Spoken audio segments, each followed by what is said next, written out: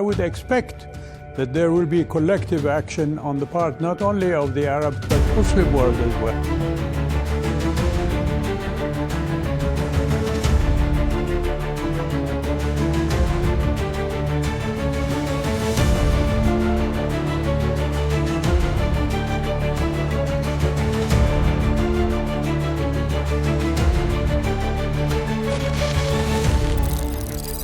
Prince Turki, welcome to the program. You have been digesting what came from the White House last night. You probably heard the view from Ramallah. So is there going to be a united Arab front against this Trump vision? Thank you, Ms. Amanpour, for inviting me. After hearing Mr. Barghouti, I really don't know what to add to what he said, other than to say that what came out of Mr. Trump is not digestible. I respectfully decline to add more disrespectful comments to that. But it is a fantasy to think that ethnic cleansing in the 21st century can be condoned by a world community that stays on its behinds and does not respond to that. The problem in Palestine is not the Palestinians. It is the Israeli occupation. And this has been clear and understood by everybody. Hence, you have United Nations resolutions calling for the quid pro quo of land for peace from 1967 until now. The Arab Peace Initiative, of course, is based on that and offered Israel not only diplomatic relation, but all of the things that Israel wanted, from trade, from normalization, etc., in return for the establishment of a Palestinian state with its capital in East Jerusalem.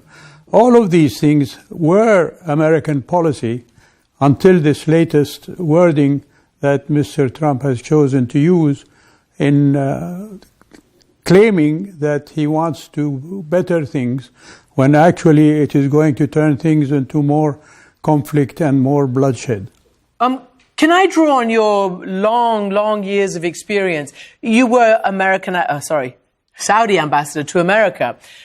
What would you be telling your capital, your king, in a cable, had you been in Washington last night in that position and listened to what came from the podium? How would you have explained it? Well, I can tell you I'm glad I am not in that position, because there is no way that I can explain it. It comes out of the blue, and it is totally based on, as Mr. Barghouti said, on the Israeli position of ethnic cleansing. As you mentioned yourself, Mr. Ben-Gvir, who is the ultimate ethnic cleanser in Palestine, he's been saying this for the last 2.5 years since he joined the government. And now he's justifying what he said by the words of the American president. That is unacceptable. So what then is the next step? We've had everybody, from your capital to the neighboring countries, which Trump expects to take these, millions of Palestinians, reject this out of hand, say that it's illegal. We've heard the president of the Palestinian Authority. What do you think is the next step? What do you think is going to happen? I'm not in government, so I don't know what my government will propose, but I would expect that there will be collective action on the part not only of the Arab but Muslim world as well, along with Europeans and other countries that believe in the two-state solution, to take up the matter, and where else but go to the United Nations. And this is the only arena where things like that can be discussed. Unfortunately, with the American veto, I cannot expect that there will be much success in passing any resolutions. But nonetheless, it will show that the world is opposed to this mad ethnic cleansing plan that the American president has proposed. You're a really smart person and understands, sometimes things are said and they may hide a different meaning. Is there any negotiating strategy here that you see that Trump might claim or his acolytes might claim?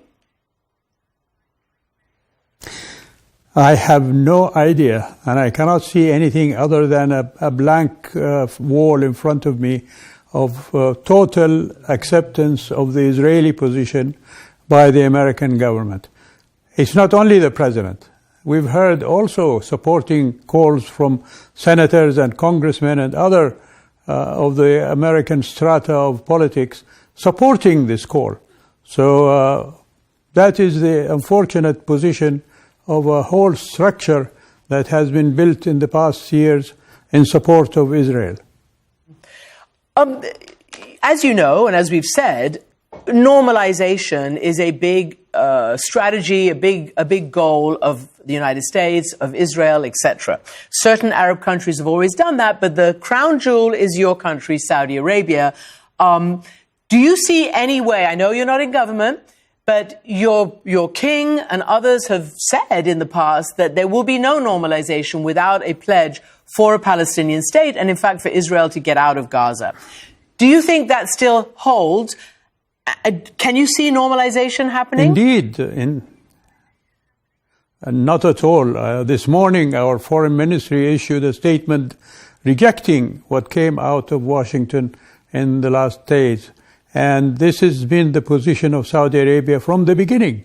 And even before October 7th, if you recall, when Prince Mohammed spoke with one of the opposition television channels in America, he made clear then that the path to a clear Palestinian state is what we want to see as a result of any talks that we have with the Americans. And we don't talk to the Israelis. We talk to the Americans. And this has been the position that has been maintained forcefully and in various arenas, whether it is the Islamic Summit in Riyadh, the Arab Summit, the Gulf State Summit, all of the international arenas that were held and conferences in Riyadh have stressed the fact that there must be a Palestinian state with its capital in East Jerusalem. Prince Turki, there seems to be a lot of, both in the United States and actually around the world, whether they're leaders, elected officials or not, or whoever, people are being quite scared about these first 2 weeks of Trump, and even before. There was a lot of what people called anticipatory obedience, fear that he will use the might of a superpower to punish anyone, allies, adversaries, or whatever. Does Saudi Arabia fear a backlash if you know, from the White House, if you don't accept this plan or your role in this plan?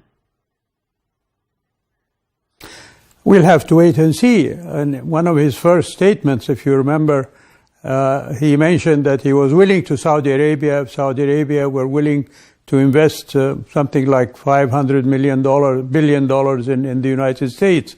And he recalled that the first country he visited in his first term was in Saudi Arabia.